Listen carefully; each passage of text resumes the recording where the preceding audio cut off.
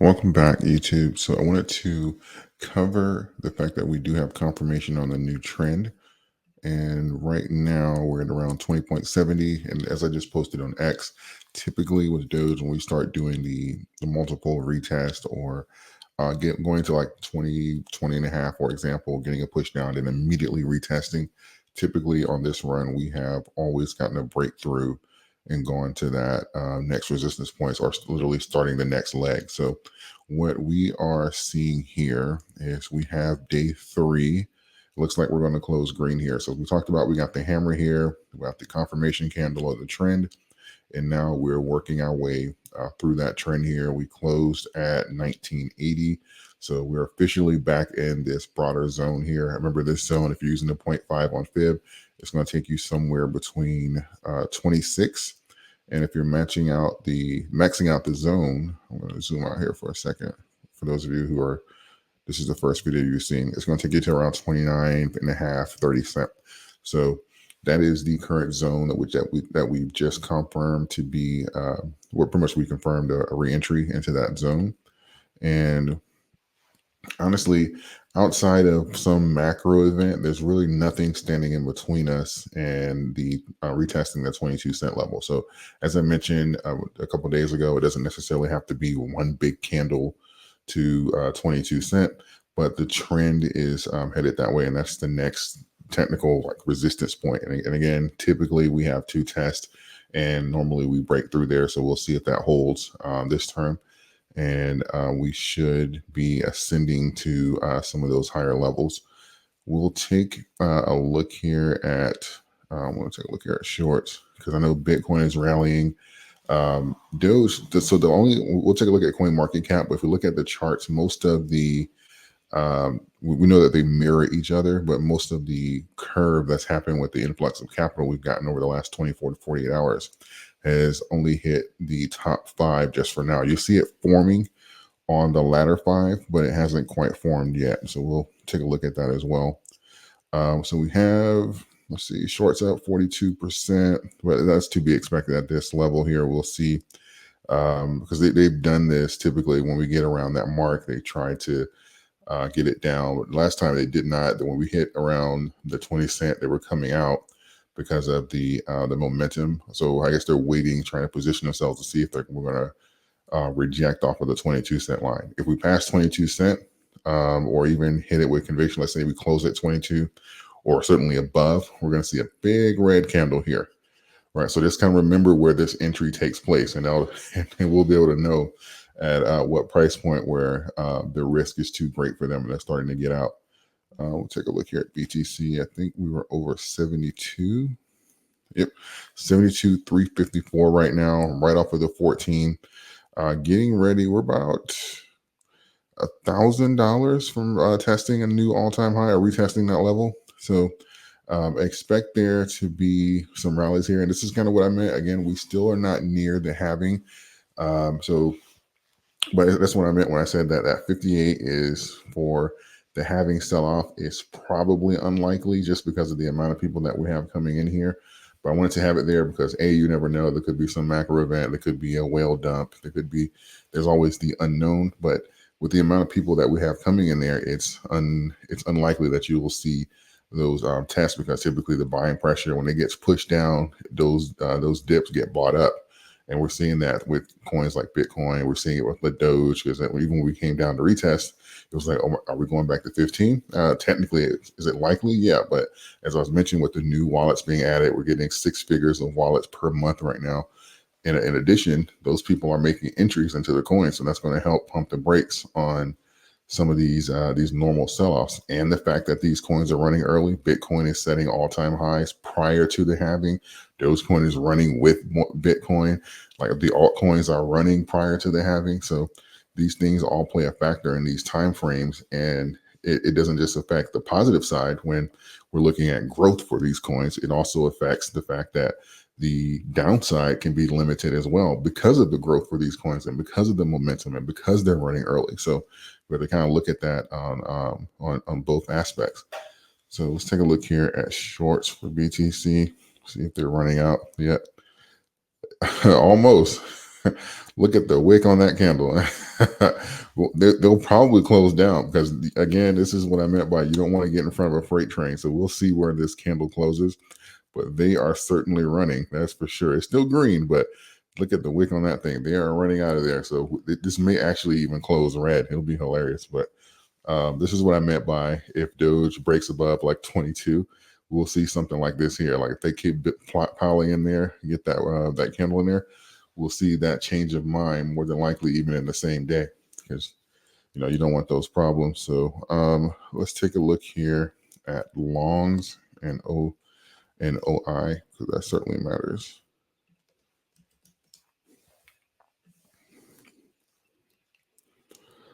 So 5 minutes, 67.32, 30, 67, 32, 1 hour, 67.32, 4 hours, 67.32, and 1 day, 69.30.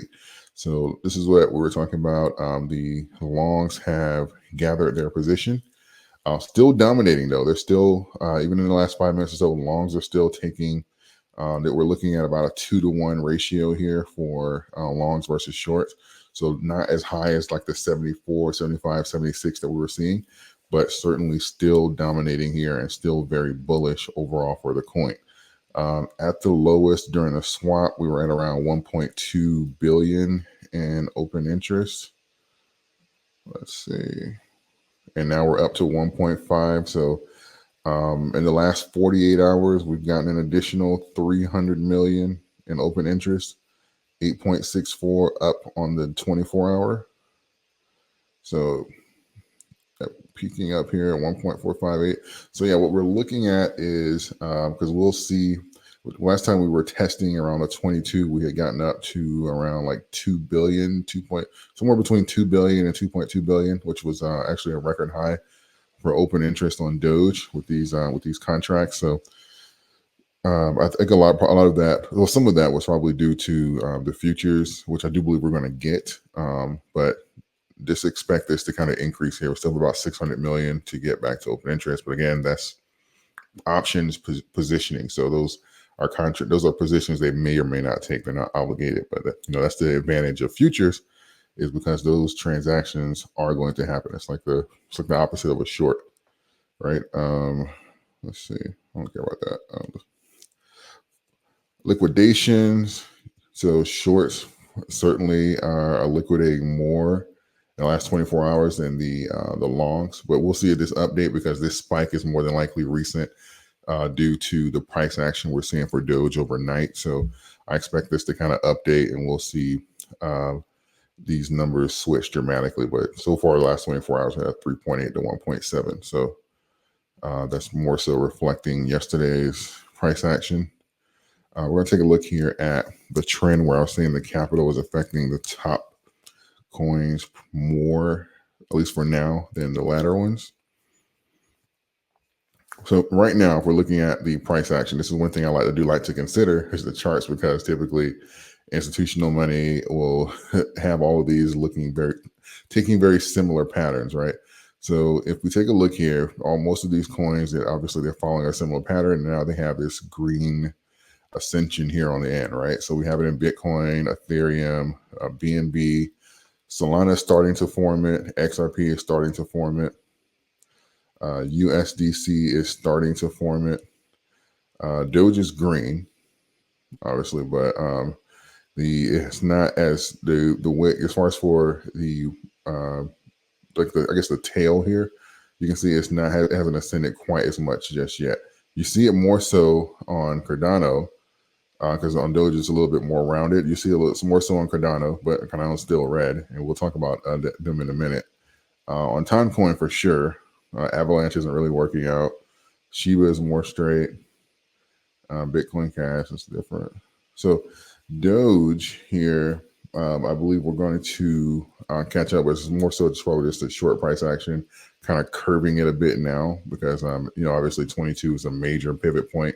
After 22, that opens up literally the entire 20s as a new stomping ground. So you can expect there to be shorts coming in here. That's typical for them, because obviously there are people who are going to try to delay or even prevent the run, which they won't, but they're certainly going to try. I want to point out here. What's for Doge? Okay, so yeah, let's talk about Cardano. I wanted to point this out here. This is what I meant about there's going to be a great repositioning here in the crypto market, and you see Cardano here as far as volume wise, really struggling here. 407 million in volume in the last 24 hours compared to Timecoin's 214. So imagine Cardano doubled the volume and less than roughly about $1 billion above Timecoin. So we're talking about Cardano barely hanging in the top 10 here, less than 2 billion from dropping out. And Avalanche is getting more volume in the last 24 hours compared to Cardano, at least dollar amount. So we're probably going to see this. I do believe this run is going to upset some things, and we're probably going to see some repositioning here of the top 10 in the crypto market. I believe Cardano is probably going to drop out. I believe Doge is going to jump. USDC. I know Cardano. I'm not Cardano. XRP has some stuff here, but I know even if it's for a short time, I know Doge is going to jump XRP. So I'm thinking Doge is going to be somewhere between 3 and 5 at the height of this market. So just kind of keep that in mind. We'll see how that projection plays out. But I think there's going to be a great repositioning here, and we're going to be certainly shocked about how the top 10 looks after consolidation, after peak bull run. So we will certainly see how that plays out. But I believe, and also as far as some meme coins, I believe that we're going to see probably 90% of those coins that popped up after 2021. Most of them, claiming to be the next Dogecoin, the next this, the next that. We're going to see them disappear. I believe this is going to be a great repositioning, but also a great awakening for the community and what it means to invest in, quality and longevity and have visions for your asset. I think all of these things are going to matter greatly, and it's not necessarily going to be about, my whatever coin I like to the moon. Why? Because they're talking about it on X. Let's go back to, okay. Sorry, my screen is a little delayed here. So as I mentioned, nothing standing in between us and 22 outside of some random catastrophic event. So again, it doesn't have to be all and we don't have to have a green candle from where we are now to here. This can happen over the next few days. But typically I want to show you, as we broke out here, this last trend, the candle started out small, but then we blew through that zone. So we will see here, as I mentioned, we have a range here after 22, somewhere between 26 and 30. So we're zoning out here. So we have a range here somewhere between 26 and 30. I don't use the 0.5. I know some people do, so that's why I keep mentioning that. But this here, let me draw something. So let's say I'll do this here. It would be the new range. Forgive me. Okay, something like that, right? So at that line and to the next zone, that would be somewhere after our new range. So that's quite a bit of improvement there. And again, it's hard to kind of stomp that out, the momentum, because if you, let's zoom in here again. Oh God, I don't mean to draw anymore. Hold on. So it's kind of hard to stomp that out, because if you're looking at what happened here at these previous zones, we almost blew through. We were already somewhat through the zone, but we pretty much almost blew through 2 zones immediately. Now, do I think that we're going to blow through the 20s and go to our next major resistance point of like 35? No, but I do believe that we're going to ascend through. Once that momentum gets in there, we have the possibility of ascending through the 20s relatively quickly. If we look at previous trends, now technically this is once we get through the mid 20s. If we look at the previous trend of 2021, and I will say that I do believe this trend is different from 2021 and it's more organic.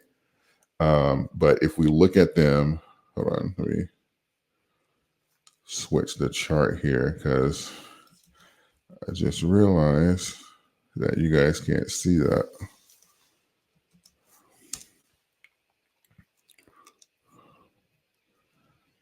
There we go.